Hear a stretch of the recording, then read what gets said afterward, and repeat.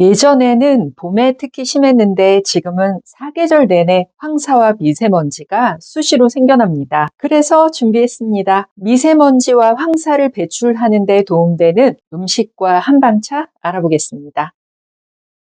미역 같은 해조류의 끈적거리는 부분에 알긴산이 풍부합니다. 알긴산은 미세먼지 속 중금속과 체내 독소 등을 흡착해서 몸 밖으로 배출시키는 데 효과적이죠. 해조류를 물에 오래 담가두거나 오래 데치면 알긴산 손실이 생길 수 있으니까 살짝만 데쳐서 먹는 게 좋습니다. 항암 채소 중 하나인 브로콜리에는 설포라판이라는 성분이 들어있습니다. 이게 염증을 막아주는 효과가 있는데 특히 나쁜 공기로 인한 천식 같은 질환에 무척 좋습니다. 무엇보다 브로콜리의 건강 성분을 최대한 활용하고 흡수하려면 데치지 않고 1분 정도 찜기에 쪄서 조리하면 됩니다. 이외에도 브로콜리의 활용 방법이나 세척 방법 등을 더 알고 싶으시다면 한약건식 영상을 참고하시기 바랍니다. 무에는 기관지 점막 기능을 강화하는 시니그린 성분이 들어있습니다. 이게 기침 증상을 완화하고 침 분비를 촉진시켜서 가래를 묽게 만들어줍니다. 특히 무를 얇게 썰어서 꿀과 함께 재워서 만드는 무꿀청은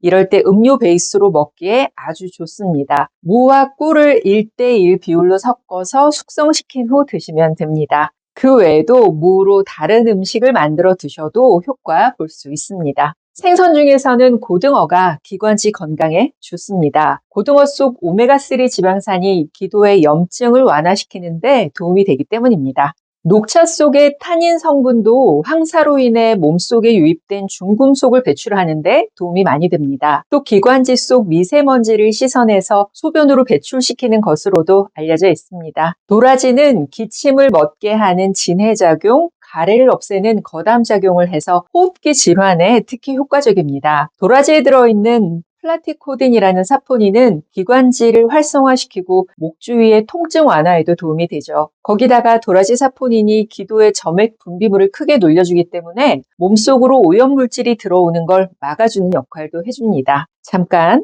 돼지고기는 미세먼지를 배출하는 데 도움이 될까요? 안 될까요? 한때 미세먼지를 배출하는 데 도움이 된다고 알려져서 공기가 안 좋은 날 삼겹살이 불티나게 팔린 적이 있었습니다. 그런데 돼지고기가 도움이 되네 안 되네 여전히 의견이 분분합니다. 실제로 한의사에는 수은 같은 광물에 중독되었을 때 응급 처방약으로 돼지고기를 다려 먹었다는 기록이 있고 예전 탄광에서 일하던 분들이 탄가루 같은 나쁜 물질을 배출하기 위해서 돼지고기를 자주 먹었다는 이야기도 있습니다. 삼겹살의 기름기로 몸에 쌓인 미세먼지를 씻어준다는 설이 있긴 하지만 정확한 과정에 대한 근거는 좀 약한 편입니다. 목 건강에 도움이 되는 한약입니다. 이게 뭔지 아세요? 아파트 단지에서도 흔하게 볼 수 있는 맹문동입니다. 강한 바람에도 잘 견디고 자생력이 뛰어나서 산이나 도심에서도 자주 볼 수 있습니다. 인호부 불편감을 없애주고 목을 촉촉하게 하는 데 도움이 많이 됩니다. 맹문동 자체가 호흡기, 기관지를 촉촉하게 하고 열을 내리는 효과가 있어서